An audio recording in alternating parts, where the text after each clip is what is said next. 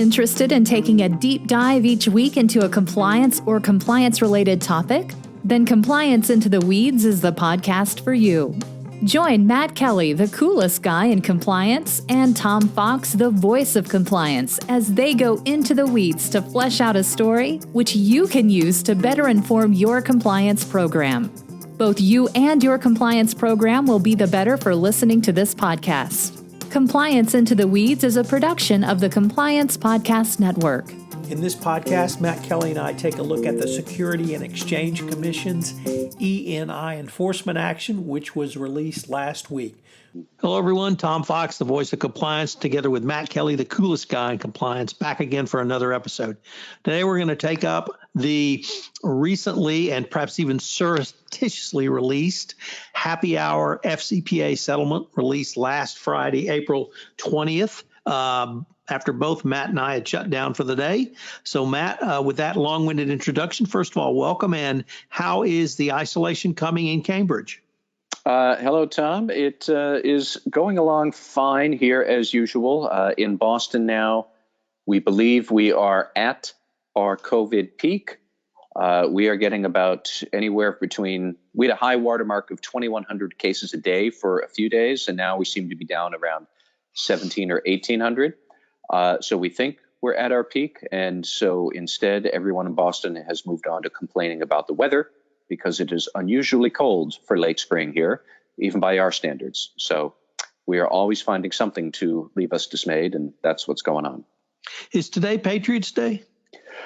Today, technically, April 19th, which was a Sunday this year, is Patriots Day. We celebrate it on that nearest Monday, so that would be celebrated today. Which, of course, celebrates the start of the American Revolution and typically is the day that we would have the Boston Marathon, except it has been at least postponed until September this year. I would die of surprise if it happens at all, but that's what's going on. So in between thoughts about the weather, you had actually one of the great philosophical parenting moments that you tweeted about. Perhaps you could share that for our audience. Oh, so this was a conversation I had with my daughter this morning where she came up to me and said, "Dad, what does everything mean?" And I have to admit, I did not know. And I was trying to think of some respectful yet witty response to that philosophical question. And before I could answer, she said, "Never mind, I got to poop." And then she ran off, saving me from trying to come up with the meaning of everything. I guess I didn't have to because more mundane needs intervened. Well, I was actually quite intrigued by the overall philosophical nature of that conversation from start to finish. Yeah, so was I. So, Matt, we had this really interesting SEC FCPA enforcement action drop on us late last Friday involving ENI. Previously a one-time loser under the FCPA, but now recidivist. So what are the background facts of their recidivist FCPA enforcement action? Yeah, sure. So first, the very first ENI FCPA action happened, I believe it was back in 2010, where they wound up paying a rather large fine for FCPA misconduct in Nigeria.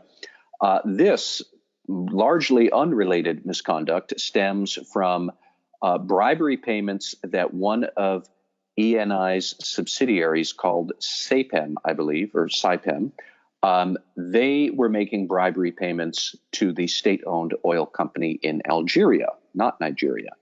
But according to the SEC complaint, this was around 2006, SIPEM executives, quote, came to understand, unquote, that if they wanted to bid on the state-run oil contracts in Algeria, they would have to use a certain Algerian intermediary who had very close ties to the country's energy minister. And so they wound up hiring that intermediary. Of course, no due diligence done, no actual capabilities or resources this third-party intermediary actually had, other than apparently to be a conduit between SIPEM and the state-owned energy company, where the intermediary funneled roughly 198 million euros through from SIPEM into the intermediary, into some holding accounts, and ultimately into the energy minister's pockets, because where else does all this money go? But what was interesting to me was that this was all orchestrated by SIPEM's CFO, a man by the name of Alessandro Bernini. And he did this, he started this while he was CFO at SIPEM in 2006 through 2008. Then in 2008, Mr. Bernini became CFO of ENI overall, and he still perpetuated the bribery scheme, making sure that any invoices to the intermediary would get pushed through by SIPEM. On at least one occasion, the intermediary emailed Mr. Bernini at ENI directly to say, please have SIPEM process this invoice promptly. He emailed the SIPEM managers and said, get this thing paid, and it was paid. So it all went on from there. Eventually, in 2012, others at ENI became aware of this bribery scheme that Bernini was still pushing.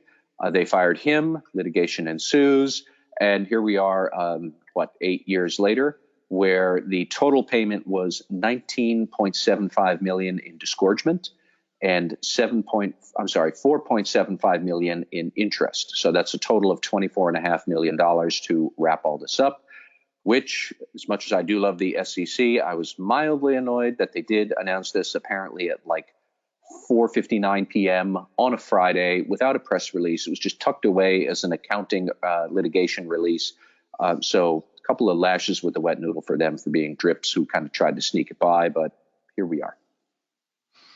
So perhaps let's save that last point for later, because I was also intrigued on why they tried to sneak it by. But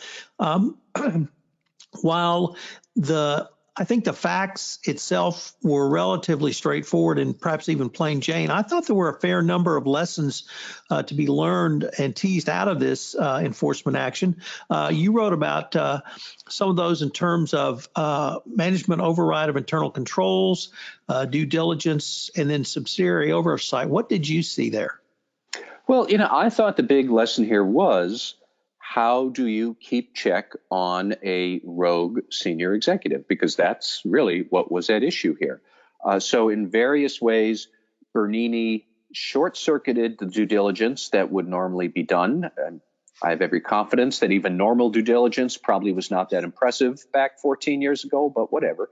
He short-circuited the due diligence. He bypassed standard contracting procedures. He was directing minions to accelerate invoice payments. All of that is management override of internal controls. Now, my point was that unto itself, management override is not necessarily a bad thing. Many times it can be a good thing if you need to take some sort of swift emergency action. And that could even be emergency onboarding of a vendor when due diligence is incomplete, or emergency payment of a process, emergency processing of an invoice. These things are not always bad, but they can be bad. And in ENI's case with Bernini, clearly they were bad. So my thought was more, how do you structure management override so that when it happens, everybody is documenting exactly when it does happen, why it happens. It can be plainly visible for other senior executives, for audit firms, for the board to see why management decided to override internal controls, hopefully, so that the transparency of it will mean that only good management override happens, and any nefarious management override, like what we saw here, in a perfect world, that should stick out like a sore thumb so people can jump on it right away. And that sort of transparency and sticking out like a sore thumb, that did not happen here for many years. But ultimately, that's the issue, because a lot of your due diligence processes, a lot of your contracting, all of this stuff, it can all be overridden by the CFO, by the CEO, by a general manager. I'm not necessarily saying we should get rid of management override. In fact, I'm specifically saying we cannot get rid of management override. Those things are necessary sometimes. The question is, how do you couch management override? How do you document it? How do you have policies and procedures to reduce the risk that they're going to override for nefarious ill intent? And that's what we did not see here. That's the lesson. And I thought that was a great point because you really made clear in your blog post that management override is not a nefarious act. It's not even a negative act if done appropriately. But you also laid out how to do so appropriately. And if I can just use one phrase or one word, even, it's with transparency. And so we get to say it's Tom Fox document, or it's transparency, but it passes the light of day test because it's there for all to see. And I thought that was a great way to look at an issue that I think, if not scares, perhaps worries many compliance officers when there is a management override, but that if there is a business justification and if it is articulated transparently so that there is an audit trail that anyone looking, whether it be internal audit, external audit, or regulators, can see the reasoning behind it, that's acceptable. And, Tom, I didn't have this in my post, but I was looking up prior discussions of management override, and I found a very relevant SEC case from 2018. This was a networking company up near Boston, Sonus Networks. They got busted for really just run-of-the-mill accounting fraud. There was no FCPA involved, but the CFO, I believe it was a senior executive, had basically leaned on the sales team to pull a lot of Q2 transactions into Q1 to hit their numbers. And the sales team they were all using a very clear cloud-based sales tracking system. I think it was Salesforce. I'm not exactly sure. But basically, they had designed their financial and sales systems for transparency. So they had all documented all the way through that they're probably not going to hit these transactions. We don't think we can make these goals. And then at the very end, here's a document from the senior executive saying, I don't care. We need to pull these in to make our numbers. Bam. The SEC had the company dead to rights on that because they had structured their payment processes and their sales processes right in the technology, right in the software they used, so that when management override happened, it would stick out. And in this case, it stuck out that this guy was trying to commit, whatever sort of cookie jar accounting or sales fraud you might want to call it.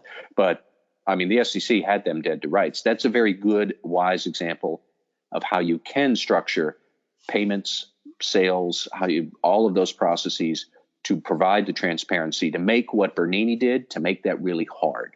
Now, this was all done more than a decade ago, so I don't doubt that it was much easier then. But with the software you have today, you really can make these kind of stunts much more difficult to pull off. Well, and that really brings up the point that there is, even when you have a CFO involved, and even when you have him directing to the extent he did, there's always ancillary evidence which points to the true facts on the ground, whether those were a sales team is not going to make their numbers this quarter and magically do, or that simply the person who was designated, quote, like a son, end quote, to the Sonatrach minister or the Algerian minister of energy, who had a one-person consulting firm with a virtual office in Switzerland where 189 million euros of payment went. There's always going to be a trail that can be uncovered with appropriate audit. Forensic audit. The other thing that I wanted to explore a little bit was the lack of due diligence, and it was clear. I made a little bit of light of that in my last comment, but there was clearly a lack of due diligence. There was no business justification. There was no questionnaire. There was no due diligence. There was no evaluation of the due diligence, any of those steps. But really, it brought up for me, Matt, the point that Mike Volkov really articulates as well as anyone. And he says that due diligence is not to uncover who is a bad person or who's going to engage in bribery and corruption. You have due diligence so you can set yourself up as a defensible reason if a regulator comes knocking as to why you've hired a third party. And the lack of due diligence here was just antithetical to Saipem or ENI having any defense possible. Well, I especially liked where Bernini directed Saipem's legal team to do a contract review before signing all the contracts, without actually including the name of the intermediary. They literally left a blank space in the contract for the intermediary. So if you want to talk about philosophical challenges and moments there, how do you perform due diligence on an intermediary when the name of the company is not actually known? We can debate that with some other philosophy professors maybe some other time, but I thought that was just as bizarre, absurd due diligence stunts go, that was right up there with some of the weirdest I've seen. Well, and even more to our parent corner from the start of this podcast, I got to go poop. So it went there as well. Matt, perhaps we could end with a little rampant speculation here, and that's the way the SEC released this. Typically, you get a press release. There's a little more pomp and circumstance. For rulemaking, we've seen them slide things out at 4:59 p.m. EST on a Friday afternoon. But here we had I want to say a fairly significant enforcement action, but one involving a recidivist and one that was going to have a lot of interest in the compliance community. And I like you, was a little perturbed that they would release this enforcement action in the manner they did. Really, any thoughts one way or the other on that?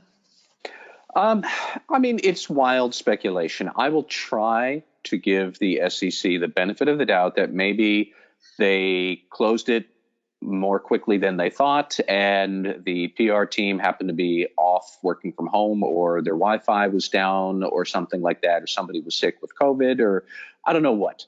But it is, in my mind, it certainly is significant enough because we just last week also saw a second SEC enforcement action against an individual, a former Goldman Sachs banker, where they did put out a press release about that. And in that case, Goldman Sachs, did not receive any charges whatsoever because they handled the things so well. We can talk about that a different week maybe. But I don't get why you would have a press release for that and not a press release for this, because like $24 million in disgorgement and penalties is disgorgement and interest. There were no penalties, but that's a fairly significant amount of money for the SEC these days. And this is a recidivist offender. We don't see that too often. So I don't know. But yeah, Tom, for everybody listening should know, Tom was the one who found this, and then he tipped me off at like 5:01 p.m. on a Friday after it was released 2 minutes prior. But it is what it is. But that's why we are on the case nonstop, 24 hours a day for our listeners. Radical compliance never sleeps. No, it does not. And I guess the other thing that you just touched upon at the end there, Matt, was the recidivist nature of this. The original FCPA enforcement action involving ENI was a massive case. The Bonny Island natural gas plant in Nigeria, Halliburton, ENI, and a couple of other companies also were a part of that. I think we had close to $900 million in total fines.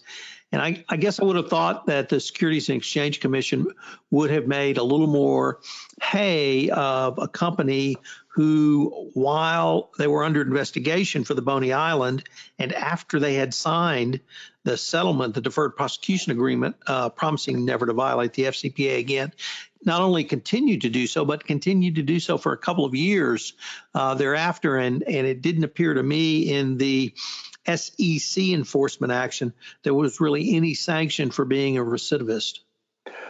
No, that is a very good point. And I'm also curious just about the mechanics of how they were settling with the SEC at the same time that a different subsidiary of the ENI was violating the FCPA.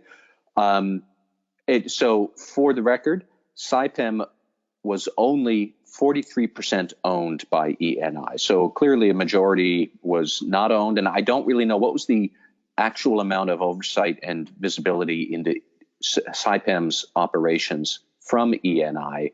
But, you know, like literally while they were signing this deal, a different wing of ENI or a different subsidiary was violating the FCPA.